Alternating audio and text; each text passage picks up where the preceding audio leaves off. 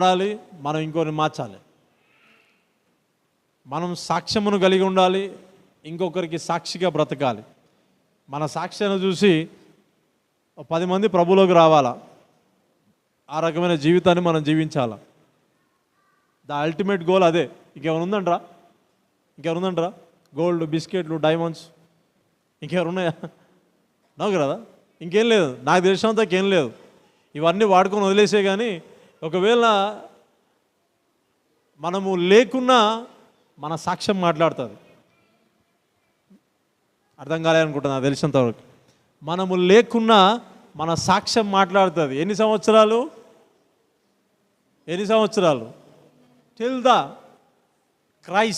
క్రీస్తు వచ్చేంత వరకు మన సాక్ష్యం మాట్లాడుతూనే ఉంటుంది.